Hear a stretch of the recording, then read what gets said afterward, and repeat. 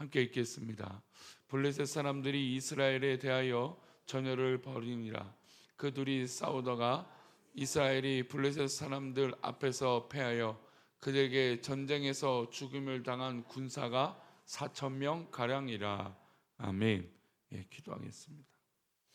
하나님 아버지, 오늘도 오로지 예수의 피밖에 없음을 고백하고 우리를 살게 하시고 우리를 살리신 건 오직 저 십자가의 은혜밖에 없음을 믿사오니 우리 모두 그 십자가의 은혜 가운데 단단히 붙들려 살아갈 수 있도록 은혜를 내려 주옵소서. 하나님, 우리 모든 성도들의 삶의 기도와 소원들이 있사오니 주님 그 기도를 기억하여 주시고 오직 주님께 맡기며 또 그 믿음으로 살게 하여 주시옵소서. 이 시간 1,000번째로 드려진 예물과 또 범사에 감사하여 드려진 예물을 기뻐 받아 주옵시고 말씀을 나눌 때에 그 말씀이 나의 말씀이 되게 하여 주옵소서. 감사하고 거룩하신 예수 그리스도의 이름으로 기도 올리옵나이다. 아멘. 우리 신앙에서 가장 돌아보고 또 스스로 점검해야 될 것은 우리가 방금 찬양했던 것처럼 십자가가 아닌 것 외에 다른 것들이 우리 가운데 있는지 돌아봐야 됩니다. 다른 것이 있다면, 저 십자가의 은혜와 저 십자가의 피가 아닌 다른 것이 있다면 그것은 우리에게 무엇이 될까요? 바로 우상이 되겠죠. 우리 하나님께서도 늘 우리에게 경고하시고 또 이스라엘 백성들에게 가장 멀리 해야 될 것이고 또 십계명을 비롯하여 많은 곳에서 우리 가운데 하나님보다, 저 십자가의 은혜보다 먼저 되는 것들을 우리에게 경고하셨습니다. 너는 다른 신들을 내게 두지 말라라는 말씀을 하시면서 많은 이것들이 다른 신들 또 우상이 될 만한 모든 이 물질, 어떤 삶, 때로는 그 자녀, 시간, 모든 부분에서 하나님보다 먼저 되는 것들이 우상이 된다라는 것입니다. 올바른 믿음을 가지지 못하면 교회 안에서도 또 다른 신들이 얼마든지 있을 수 있습니다. 그러니까 강단이 그래서 굉장히 중요한 거죠. 이 강단이 자칫 잘못하면 우상이 또 다른 하나님 기뻐하시지 않는 것들이 이 강단에서 드러나게 되면 그것은 어디까지 교회가 우상이 되어버리게 됩니다. 이단과 사이비와 우리 기독교, 우리 개신교와 무슨 차이 있겠습니까? 단 요거죠. 우상인 거죠.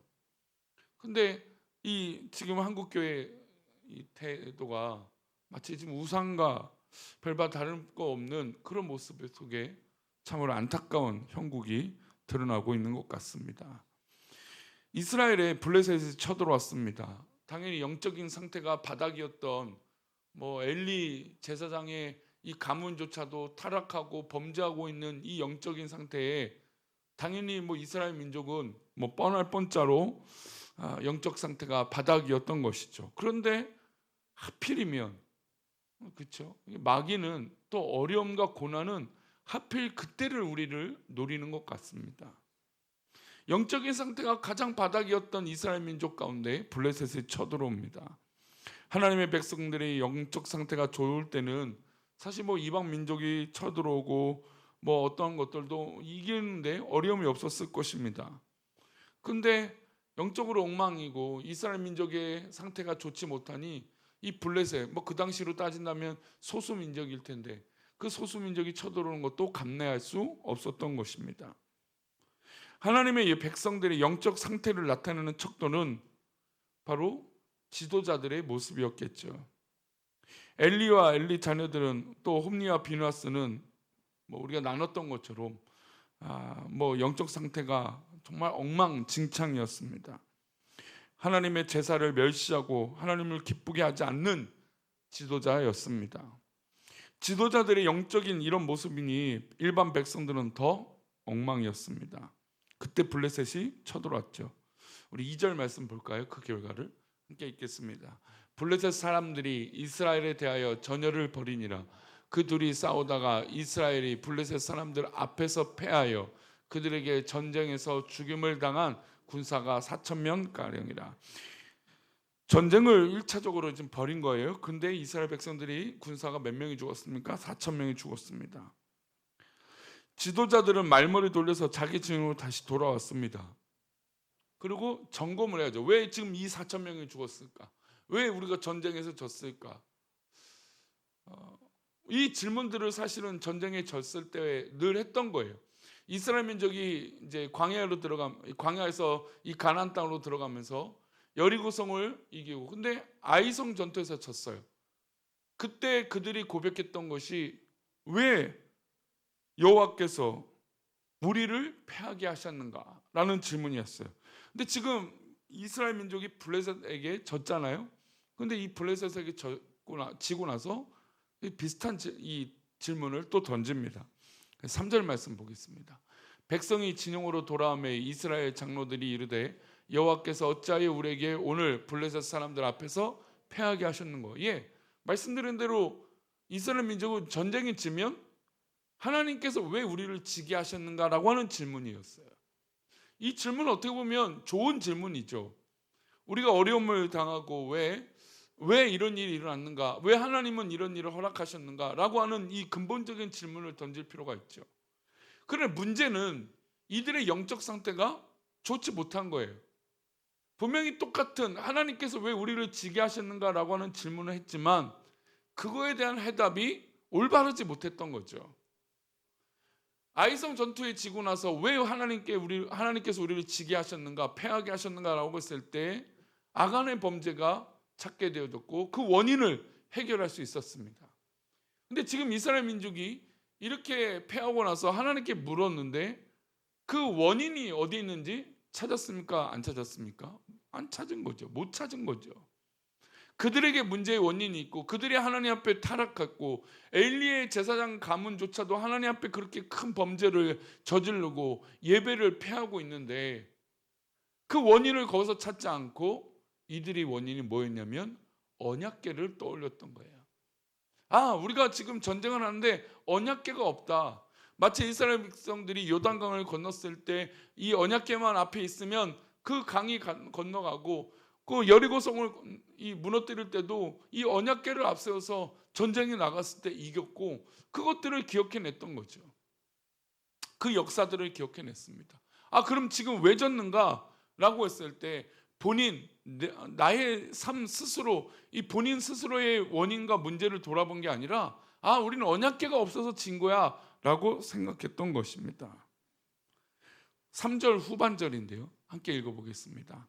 여호와의 언약궤를 실로에서 우리에게로 가져다가 우리 중에 있게 하여 그것으로 우리를 우리 원수들의 손에서 구원하게 하자니. 분명히 이 같은 구절을 이 반으로 나눴을 때 방금 하나님이 우리를 왜 패하게 하셨는가라고 하는 질문, 그 질문을 던졌을 때 자신의 삶들을 돌아보고 우리의 예배를 점검하고 우리의 영적 상태를 돌아봐야 되는데 그게 이유가 아니고 지금 언약궤가 없어서 졌다라고 생각을 했던 것입니다. 그들의 지금 핑계는 무엇입니까? 언약궤였던 거죠. 자신들에게 문제가 있고 자신들에게 원인이 있었던 것으로 파악한 것이 아니라 그냥 방법적인, 그러니까 언약궤가 그냥 수단과 방법으로만 여겼던 거예요. 그러니 이스라엘 민족이 예배가 지금 망하고 있는 것이 뻔히 보이는 거죠. 예배가 망하고 온전한 예배가 드려지지 않는데 어떻게 하나님께서 그들을 위하여 싸우시고 일하실 수 있겠습니까? 심지어 이 언약궤조차 이런 방법과 수단이 되는데 어떻게 이 전쟁에서 이길 수 있겠습니까? 우리가 가끔 그렇게 결론 지을 때가 있어요. 우리가 어떤 일이 벌어졌을 때 그냥 우리 누가 뭐래서. 그러나 성숙한 성도는 어떤 문제가 일어나면 내가 하나님 앞에 바로 서지 못했구나. 내가 하나님 앞에 기도하지 못했구나. 내가 사랑하지 못했구나. 이렇게 돌아봐야 되는데 그것을 누구 탓, 남 탓, 다른 원인 그렇게 보는 거예요. 여러분 시험에 들면요. 물론 교회가 문제가 있으면 안 되겠지만 그게 아니라면 시험에 들면 어떤 탓을 하게 됩니까? 교회 탓, 목사 탓을 하게 됩니다. 물론 저는 문제가 있을 때 저 탓하는 건 좋은 것 같아요. 결론이 목사 탓하면 다 해결이 쉬워지니까. 근데 그게 아니고서 정말 어떤 일이 나에게 일어났는데 그것이 나를 돌아보는 이유가 되고 원인이 되지 않고 그저 다른 사람의 이유가 된다면 그것은 문제의 출발이 잘못된다는 거예요. 문제 푸는 것에 실수가 일어나게 되는 것이죠. 언약궤 안에는 아론의 쌍난 지팡이와 만나가 들어간 항아리와 십계명이 있습니다. 십계명은 하나님의 말씀이죠. 하나님의 말씀과 그것들이 있다면 전쟁에 이길 수 있을 것이다. 근데 여러분 기억해 보시면 우리가 여호수아서를 읽었을 때 요단강을 건너고 또 그러기 전에 하나님의 말씀과 전쟁을 하기 전에 이스라엘 민족이 여호수아를 중심으로 했던 것이 있습니다. 그것이 혹시 기억나십니까? 새벽 예배 때 나눴던 건데 성결하라였어요. 여호수아가 이스라엘 백성들에게 모아놓고 자 우리 성결하자였어요. 하나님 말씀이 임했을 때 야 우리 성결하자였어요. 내일 여호와의 언약궤를 앞에 두고 요단강을 건널 것인데 너희들은 너희 몸을 성결하게 하라였어요. 이게 굉장히 중요했던 것이죠. 그러니까 지금 이스라엘 민족이 이 블레셋과 져서 4천 명이나 가량 큰 피해를 봤는데 이들의 원인이 이 언약궤를 앞에 두고 우리가 성결하자. 적어도 이 언약궤를 갖다 놓았다면 하나님 앞에 우리가 예배하고 회개하자 이랬어야 되는데 이들은 그런 것을 전혀 돌아보지 않고 하지 않았던 것입니다. 십계명의 두 돌판만 있으면 무엇입니까? 하나님 말씀이 기록된 이 십계명이 있으면 무엇하겠습니까? 십계명을 지키지 않는데 말이죠. 하나님의 말씀을 담았던 만나 항아리가 있으면 무엇하겠습니까? 그들의 말씀에 굳게 서 있지 않는데 말입니다. 지도자의 지팡이가 있으면 무엇합니까? 지도자에게 순종하지 않는데 말입니다. 그들은 하나님의 말씀대로 살지 않으면서 언약궤만 앞세우면 우상 숭배자들입니다. 하나님의 영광이 떠나버린 언약궤만 앞장세우면 무엇을 하겠습니까? 중요한 건 하나님의 영광이 떠났다라는 거예요. 우리 한국교회를 보면 그런 얘기 많이 하잖아요. 하나님의 영광이 떠났다. 성령의 역사가 식었다. 그런 걸 느끼면서 하나님 앞에 예배를 회복하지 않고 아직도 여러 가지 인간적인 모습으로 그것들을 판단하고 그 핑계와 이유를 대고 있는 것 아니겠습니까? 10절과 11절을 보겠습니다. 이렇게 된 사람들은 어떻게 될까요? 결국에 함께 읽겠습니다. 블레셋 사람들이 쳤더니 이스라엘이 패하여 각기 장막으로 도망하였고 살육이 심히 커서 이스라엘 보병에 엎드러진 자가 3만 명이었으며 하나님에게는 빼앗겼고 엘리의 두 아들 홈니와 비나스는 죽임을 당하였더라. 방금 전에 1차전이죠. 전쟁이 있었을 때 4천 명이었어요. 근데 대략 9배, 10배가 가까이 되는 3만 명이 죽게 되는 거예요. 그냥 간단하게 어떻게 보면 해결할 수 있는 게 지금은 걷잡을 수 없는 이유가 결과가 나와버린 거죠. 그리고 개도 하나님의 개를 빼앗겼어요. 자신들이 생명으로 여겼다고 자랑으로 여기는 그 언약궤를 빼앗겼죠. 그리고 엘리의 두 아들 홈니와 비나스가 죽게 됩니다. 하나님의 말씀대로 된 거죠. 결국에 우리가 믿음 생활하면서 붙들고 있는 것이 혹시 우상 숭배의 도구가 아닌가? 우리가 오랫동안 신앙생활하고 있음에도 불구하고 그 오랜 동안 신앙생활한 것이 오히려 독이 되고 있는 것은 아닌가? 이들에게 패한 원인은 바로 신앙의 삶이 우상이 된 거예요. 언약궤가 우상이 된 거죠. 성전 안에 모여 있기만 하면 우리가 다 은혜를 받고 다 승리하고 다 하나님 앞에 응답을 받습니까? 그렇지 않죠. 우리가 예배를 다 드려도 하나님 기뻐하시지 않는 모습이 우리 가운데 있다면 우리는 은혜 받을 수 없어요. 사모함이 없고 뜨거운 마음으로 하나님 앞에 기도하지 않고 하나님 앞에 매달리지 않으면 은혜 받을 수 없어요. 아무리 좋은 것, 선한 것이 앞에 있어도요, 내가 은혜 받지 않고 내가 회개하지 않고 내가 하나님 앞에 붙들리지 않으면 아무 소용이 없다라는 것이죠. 지난 새벽에도 그런 얘기를 했지만 오신 손님들이 교회가 좋다, 너무 좋다, 재밌겠다, 기대하는 말씀들을 하세요. 참 저도 참 뿌듯하고 감사했어요. 근데 이렇게 좋고 감사할 때 오히려 우리는 우리 자신들을 더 돌아봐야 돼요. 아무 일이 없는 것 같을 때, 평화로울 때 더 돌아봐야 돼요. 우리 속은 곪고 있는 것은 아닌지, 우리가 우상이 있는 것은 아닌지, 우리가 이렇게 혹시나 넘어지고 있는 건데 위기가 있잖아요. 까딱한땅하면 우리 얼마 전에도 비가 많이 와갖고 이 중랑천이도 어디든 막 범람할 위기가 있잖아요. 그 위기에 있는데 우리가 모르고 있는 거예요. 영적 상태가. 괜찮겠지, 괜찮겠지. 누구가 뭐 어떤 일이 있다고 해서 누구 탓하는 게 아니라 그 나를 봐야 돼요. 나를.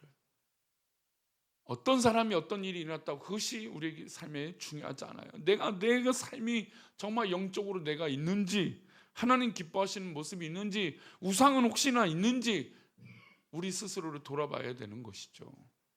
우리 교회를 돌아봐야 되는 것입니다. 오늘 새벽에 참여하여 기도하는 우리 성도님들, 우리 앞에 혹시나 우상이 있는 것인지, 또 우리가 패하고 넘어지고 있는 원인이 어디 있는지 영적으로 깨어 있어 돌아보고 또 찾아봐서 승리하는, 그리고 하나님 품으로 돌아오는, 그리고 우리 아까 찬양했던 것처럼 우리 삶에 오직 못밖에 없다고요? 예수의 피밖에 없음을 고백함으로 승리하는 저와 여러분 되시기를 축원합니다. 기도합니다. 하나님 아버지, 우리의 삶이 오직 주님 앞에 있기를 원합니다. 우리가 때로는 어려움을 당하고 위기가 있을 때 결국 우리가 돌아봐야 될 것은 오직 예수의 피밖에 없음을 고백합니다. 하나님, 신앙이 수단이 되지 않게 해주시고 하나님이 방법이 되지 않게 하여 주옵소서. 우리가 오직 주님의 은혜를 간구하며 영적으로 깨어있는 우리 모두가 되도록 인도하여 주옵소서. 그렇게 우리를 붙잡아 주시고 인도하실 것을 믿사오며 거룩하신 예수 그리스도 이름으로 기도 올리옵나이다. 아멘.